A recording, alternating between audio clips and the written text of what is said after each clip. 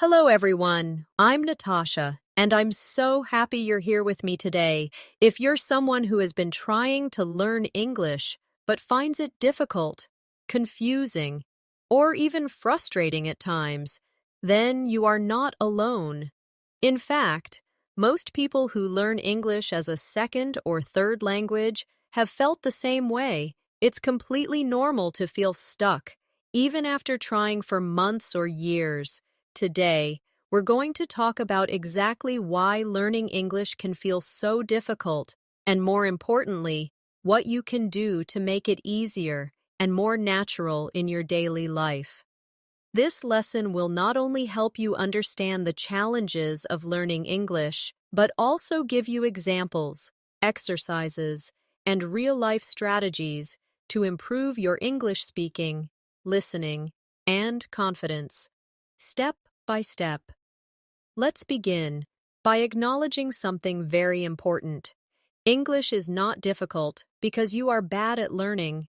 It's difficult because the English language is full of exceptions, strange grammar rules, silent letters, confusing pronunciation, and many different ways of saying the same thing.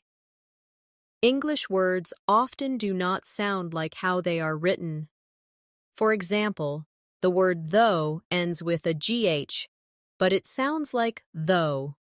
Then we have through, thought, and tough, which all have the same ending, but sound completely different. This makes reading and speaking harder for learners who are trying to understand logic in the language.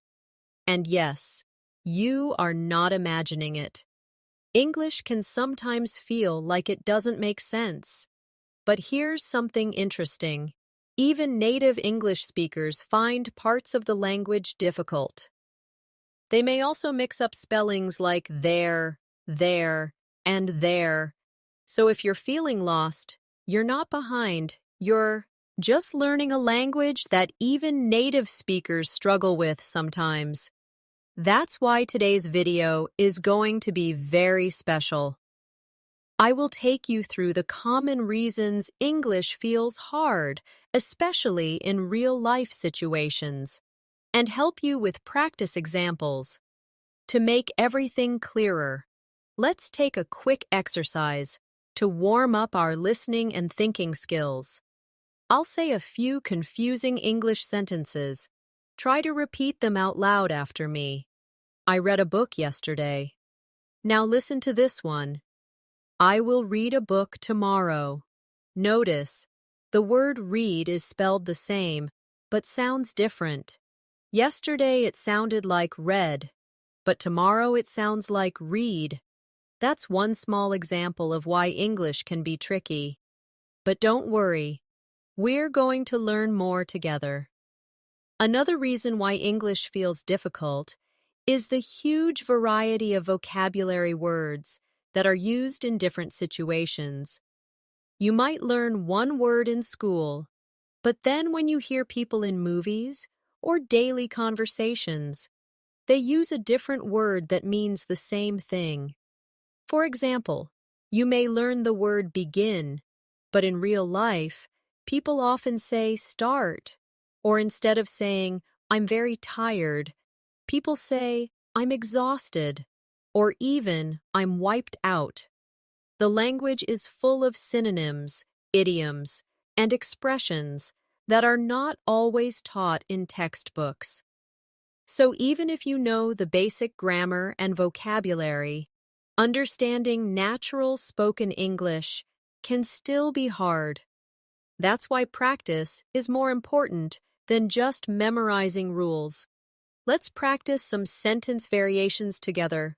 I'll say a sentence, and then we'll change it into more natural or casual forms. First sentence. I am not interested in that topic. A more natural way to say this in daily life is, that's not really my thing, or I'm not into that. Now, try saying it with me. I'm not into that. Here's another. She is very angry. A more real-life way would be, she's so mad, or She's furious. Now try. She's mad. Repeating and practicing these different versions will help you feel more fluent in real conversations. Now let's talk about grammar. English grammar is full of tenses, and choosing the right tense can be confusing. You might ask yourself, should I say, I eat, I am eating, I have eaten, or I had eaten? These tenses all describe similar things, but they are used at different times. Native speakers don't even think about these tenses when they talk. They just feel what sounds right. But for learners, it's a lot to keep in mind. One small change in tense can change the meaning of your sentence. So what can you do? Practice listening to real-life English and notice how native speakers use tenses naturally. Over time, your brain will begin to feel the patterns, and you will begin to choose the right tense automatically. Here's a small grammar practice you can do. I'll give you a sentence in present tense, and then we'll change it to past tense and future tense. Let's start with, I walk to school. Now say the past tense, I walked to school. Now future, I will walk to school. Another one, she eats breakfast. Past tense, she ate breakfast. Future, she will eat breakfast. These simple changes help you become more flexible in expressing your thoughts. Another difficulty that learners often mention is pronunciation. English pronunciation is not consistent with spelling. Words that look similar may sound different, and words that sound the same may be spelled differently. Think of the words right and right. They sound the same, but are spelled differently. Or the word read. It can be pronounced as read or read, depending on the tense. This irregularity confuses learners and makes it hard to trust what you see. The solution is not to rely only on reading. You must listen to English daily through podcasts, videos, or conversations, and practice repeating what you hear. This is known as shadowing, and it helps you match your pronunciation to that of native speakers. Let's do a short shadowing practice right now. I'll say a sentence, and you repeat right after me. Try to copy the rhythm, tone, and speed. Ready? I'm going to the store. Do you need anything? Say it again. I'm going to the store. Do you need anything? Now another one. It's been a long day. I need some rest. Try repeating. It's been a long day. I need some rest. Shadowing like this every day, even for just 10 minutes, can change your fluency level over time. Now let's talk about confidence. Many people say English is difficult, not because of the language itself, but because they feel shy, nervous, or scared to speak. This is especially true in public or around native speakers. They worry about making mistakes or sounding funny. But remember, making mistakes is part of learning. Native speakers make grammar mistakes too. Think about children when they are learning to talk. They make all kinds of mistakes, but no one laughs at them. We encourage them to keep going. That's the same attitude you need to have for yourself. Don't wait until your English is perfect to start speaking. Start now. Even if you make mistakes, speak to yourself in the mirror. Record your voice. or talk to a friend. Every little bit helps. Let's try a speaking exercise now.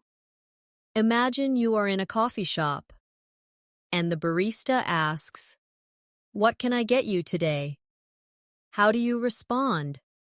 You could say, "I'd like a large coffee, please." Or casually, "Can I get a large coffee?"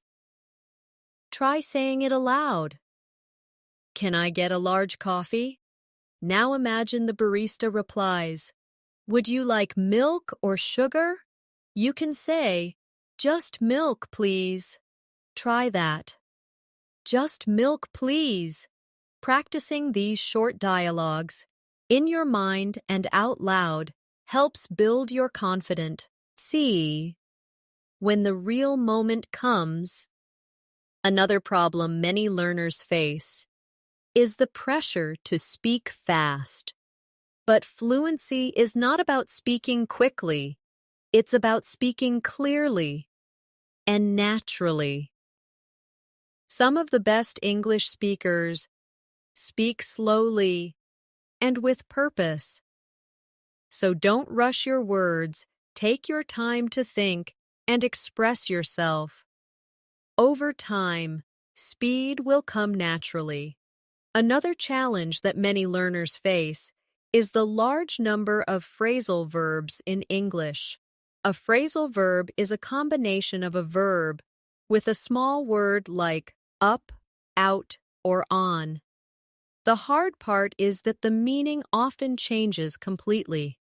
For example, look means to see, but look up can mean to search for information, and look after means to take care of someone. These small changes create big differences in meaning. You might think you understand a word, but then it gets used in a different way, and suddenly you feel lost. The only way to master phrasal verbs is to hear them often and practice them in real conversations. Let's try a phrasal verb practice. I'll say the base verb, and you try to guess or understand the meaning with the phrasal version. First, the verb give. Now say, give up. That means to stop trying. Repeat after me, I won't give up. Next, take. Now say, take off. That can mean removing something like clothes or when an airplane leaves the ground. Try saying, the plane took off. Next is turn. Now say, turn down. This means to reject something. Try this. He turned down the job offer. When you hear these phrases regularly and say them out loud, they become part of your speaking memory. Another thing that makes English difficult is the large number of exceptions to the rules. You might learn a rule, like adding ed to make the past tense, and then suddenly you see irregular verbs, like go becomes went, or eat becomes ate. These don't follow the rule, and you just have to memorize them. This creates confusion and slows down your progress, especially when you try to form sentences quickly. But here's the good news. The most common irregular verbs appear very often in everyday English. That means you will hear and use them a lot. And the more you use them, the more natural they become. Let's do an irregular verb practice together. I'll say the present form, and you say the past. Ready? Go, went, eat, ate, see, saw, have, had, take, took, say, said. Try repeating them again, and make a sentence with each one. For example, I went to the market. She ate dinner at 7. We saw a movie. He had a cold. They took the wrong bus. I said hello. This kind of speaking practice helps you build memory and fluency over time. Now, let's talk about listening skills. Listening to English is one of the hardest parts for learners. People speak fast. They connect words, use slang, and sometimes don't pronounce each word clearly. You might hear, "What do you want to do?" as, "What do you want to do?" Or, "I'm going to," as, "I'm gonna." These connected and reduced forms make English sound different from how it's written. If you only learn English from books, you might feel shocked when you hear how people actually speak. That's why it's important to listen to real English daily. Movies, podcasts, YouTube videos, or conversations, and try to understand how the words are connected and reduced in speech. Here's a short listening and repeating practice to help you with this. I'll say the slow version first, then the fast, natural version. Try to repeat both. Slow. What are you doing? Fast. What you doing? Repeat. What you doing? Another one. Slow. I am going to eat now. Fast. I'm gonna eat now. Repeat. I'm gonna eat now. Another one. Slow. Do you want to come with me? Fast. Do you want to come with me? Repeat. Do you want to come with me? Practicing with these real-life sounds makes you better at understanding native speech and also helps you sound more natural when speaking. A lot of learners also say that English spelling is confusing. That's completely true. The way words are spelled often doesn't match how they are pronounced. For example, Colonel is spelled Colonel, but sounds like Colonel, or Bologna, which is spelled Bologna, but pronounced Bologna. Why is this the case? Because English has borrowed words from many different languages, like French, Latin, and German. Over time, the spelling stayed, but the pronunciation changed. So, don't blame yourself if you spell something wrong or can't read a word correctly at first. Even native speakers have trouble with spelling and pronunciation sometimes. To improve your spelling and pronunciation, try this practice. Take a word like enough. It sounds like enough. Now try to write it phonetically, then compare it to the correct spelling. Next, try knowledge. It sounds like knowledge, but is spelled Knowledge. Repeat. Knowledge. Now write it. Seeing and hearing the word together helps your brain build connections between spelling and sound. Let's take a moment to talk about fear of speaking. This is a real emotional challenge for many English learners. You might understand English perfectly, but freeze when it's time to speak. Your mind goes blank. You forget words. You get nervous. This is not because you don't know English. It's because you haven't trained yourself to speak under pressure. The best way to break this fear is to start speaking in low-pressure situations first. Speak with yourself, record voice notes, or talk to someone you trust. Say a few sentences every day, no matter how simple they are.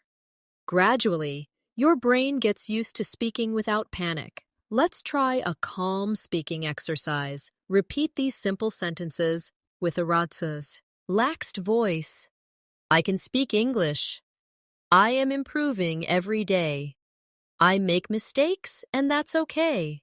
I enjoy learning. I don't need to be perfect. I will keep going. Say them slowly, with belief. You'll be surprised how much confidence you can build by practicing positive, simple sentences out loud. Another difficulty in learning English comes from not having enough chances to use it in real life. You might learn grammar and vocabulary in class or through apps, but if you don't use it daily, it fades away. Language is like a muscle. You need to exercise it often. If you don't live in an English-speaking country, don't worry. You can still create English experiences for yourself. Label objects in your house with English words. Set your phone and apps to English. Watch English shows with subtitles. Join online speaking groups. Or talk to friends who are also learning. These small changes create an English-rich environment around you, and that helps your brain start thinking in English. Let's do a quick imagination activity. Imagine waking up in the morning and speaking only English to yourself. You say, "Good morning, I need to brush my teeth. What should I eat for breakfast?" Then you make your coffee and say, "I'm making coffee, it smells so good." Then while eating, you say, "I'm eating toast with butter." This is called self-talk, and it's one of the most powerful tools for building fluency when you're alone. The more you talk to yourself in English, the faster your speaking ability grows. One more reason why learning English feels difficult is that learners often compare themselves to others. You might watch someone on social media or meet someone who speaks English fluently and wonder, why can't I speak like that?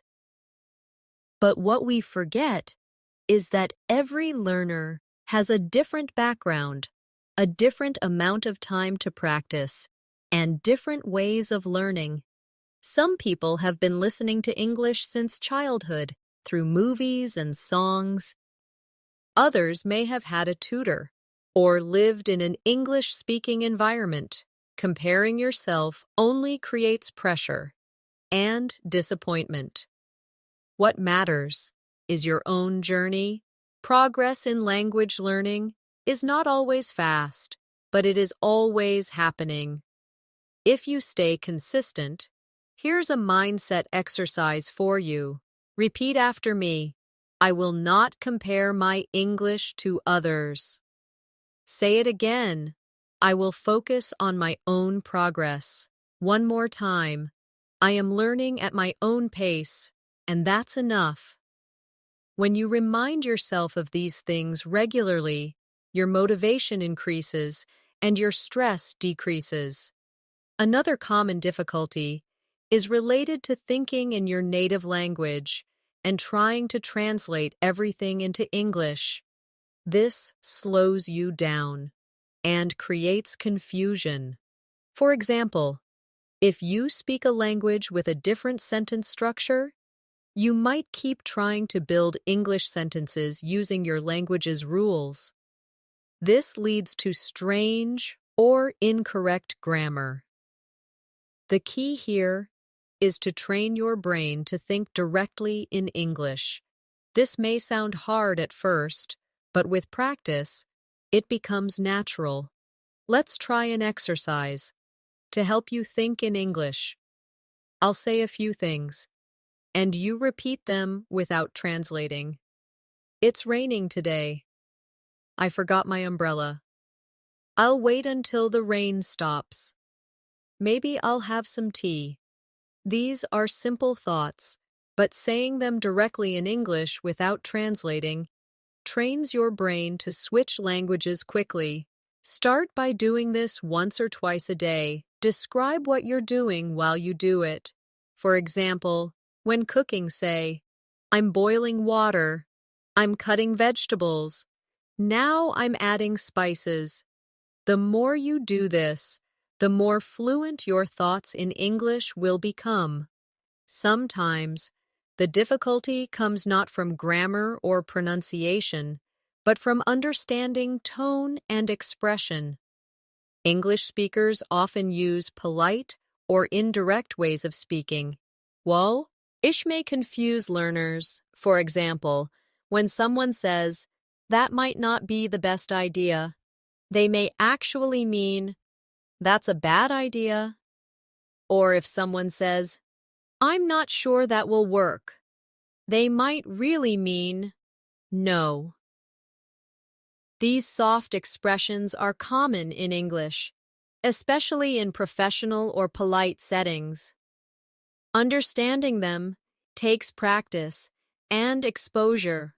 Let's do a tone practice. I'll say a sentence and tell you the real meaning behind it. Try repeating it and noticing the tone. I'm not sure that's possible, meaning probably not. Let me think about it, meaning I need time or I'm not convinced. That's interesting. Depending on the tone, it can mean I like it or I don't know what to say. Understanding tone is not something you learn from books.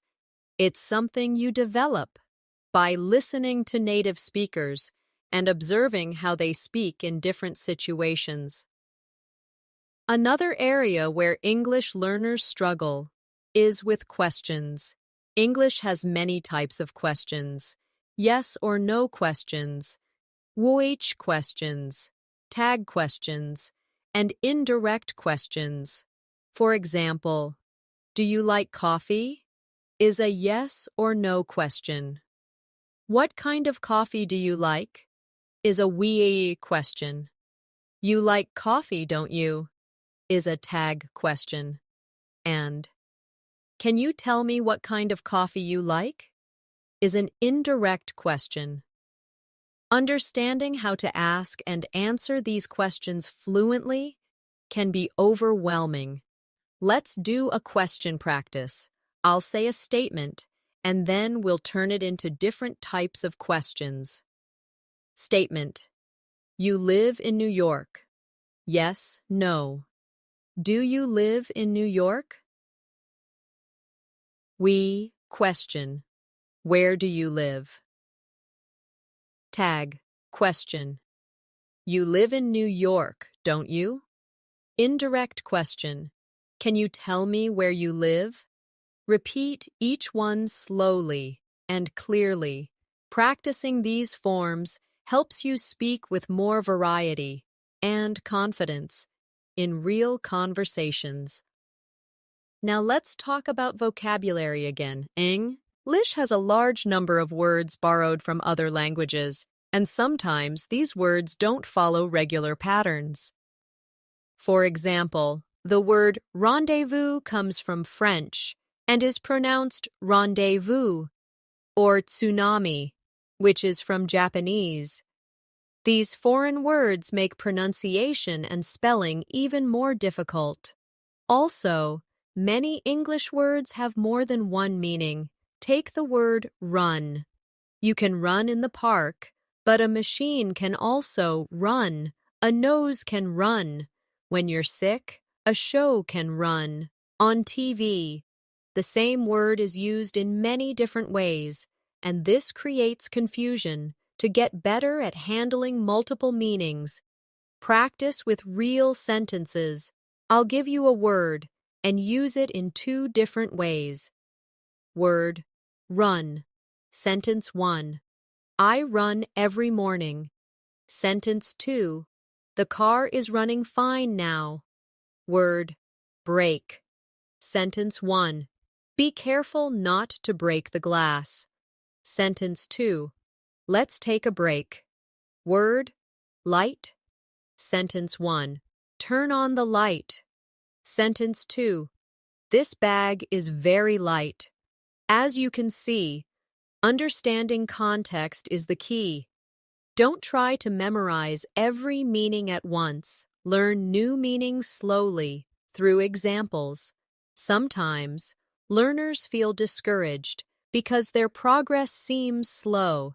They may study every day, but still make mistakes. They may understand lessons, but forget them during conversation. This is completely normal. Language learning is not a straight line. You will have good days and bad days.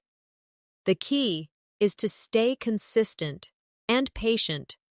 Just like learning to play an instrument or a sport, English takes time, repetition, and effort. You will not notice progress every day, but if you keep practicing, you will improve more than you expect. Let's do a quick reflection exercise. Close your eyes and think about where you were with your English 6 months ago. Maybe you couldn't form full sentences. Maybe you were afraid to speak. Now look at yourself today. You are learning through full videos, doing practice exercises, and understanding difficult concepts. That's progress. Be proud of your journey. One final challenge many learners face is mixing up American English and British English. You might learn one version, but then hear another version in movies or online. For example, apartment in American English is flat in British English. Elevator becomes lift. Vacation becomes holiday. The spelling can also be different. Color in American English is spelled color in British. These differences can confuse learners, especially when both versions appear in your learning materials. But don't worry, you don't need to master both. Just choose one version, either American or British, and stay consistent. Over time, you can understand both, but starting with one helps build a strong foundation. Let's do a vocabulary matching practice. I'll say the American word, and you say the British version. Truck?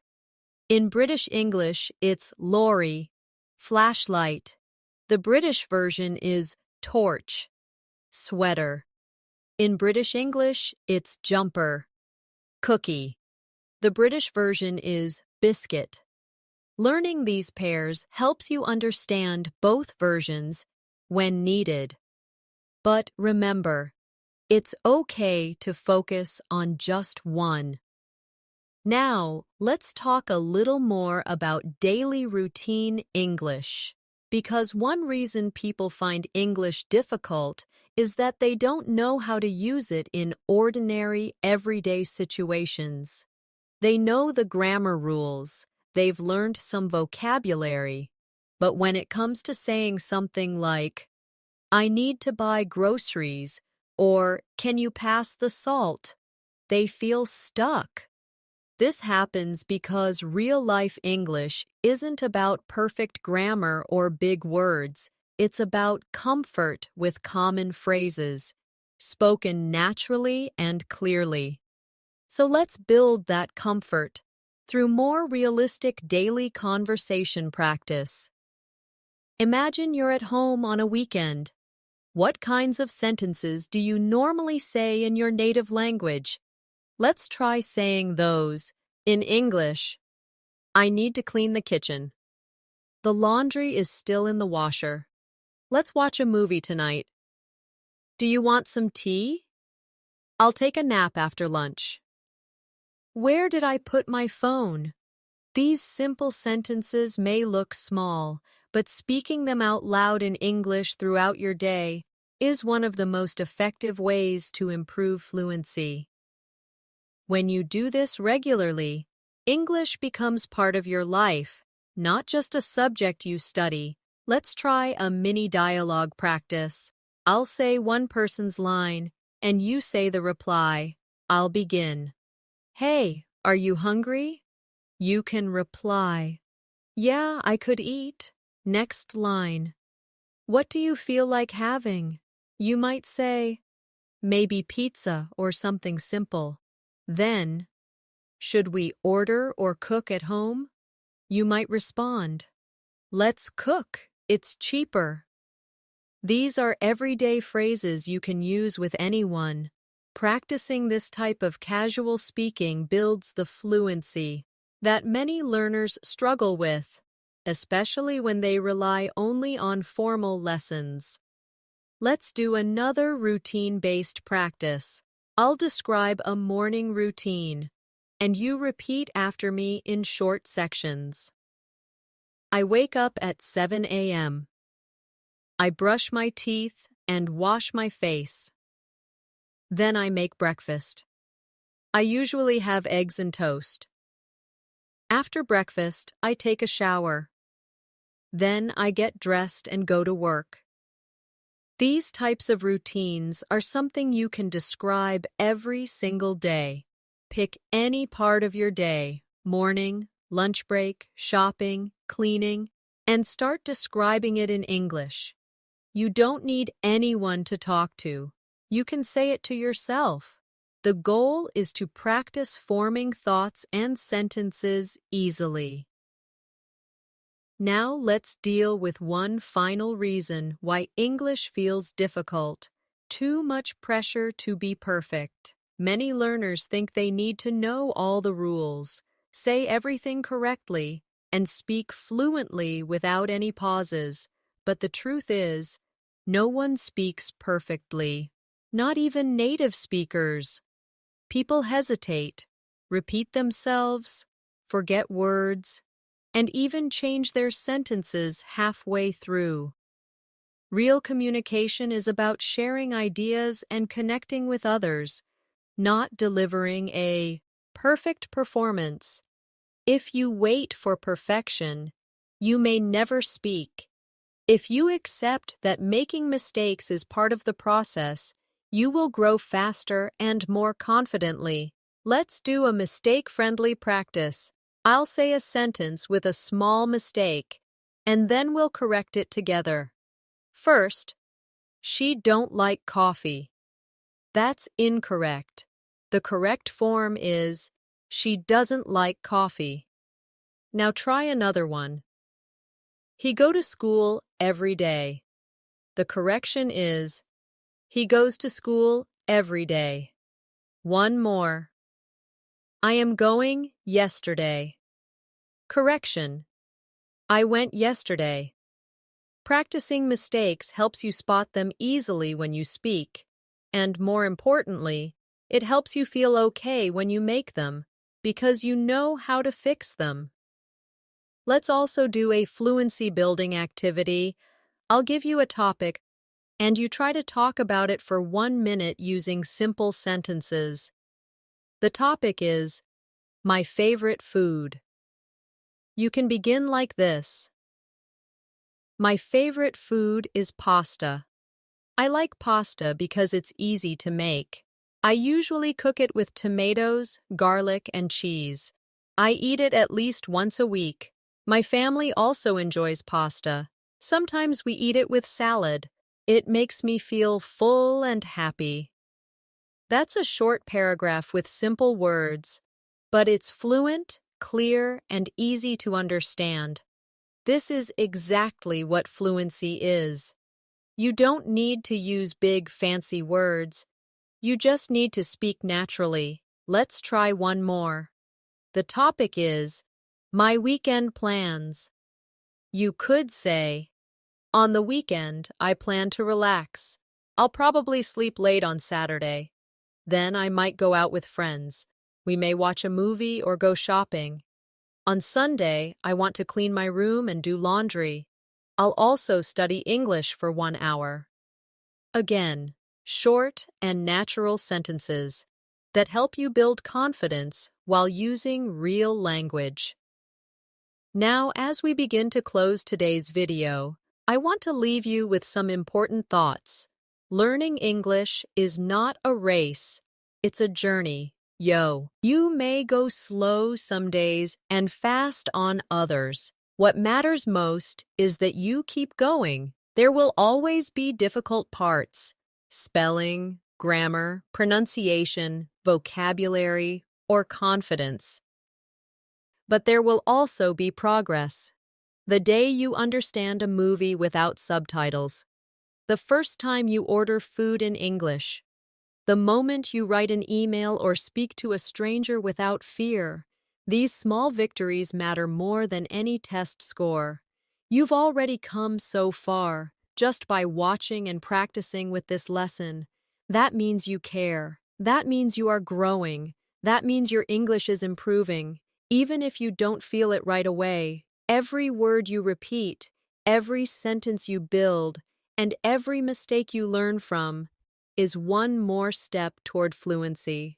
And fluency is not something that suddenly appears, it's something that slowly grows until one day you realize, wow, I can understand and speak English so much better than before. So don't give up. Don't let frustration stop you. Don't wait for perfect conditions. Speak a little every day. Listen a little every day. Repeat sentences. Read aloud. Watch videos. Write short thoughts. Think in English. Make it part of your life. And most importantly, be kind to yourself along the way. If you found this lesson helpful, make sure to like the video and subscribe to the channel so you never miss a new lesson. We post fresh English learning videos every day to support your journey. And don't forget to share this with a friend who might be struggling with English too. Maybe it'll help them understand that they're not alone and that they can do this, just like you. Thank you so much for watching and practicing with me today. I'm Natasha, and I'll see you again very soon in the next video. Until then, keep speaking, keep listening, and keep learning. You're doing great.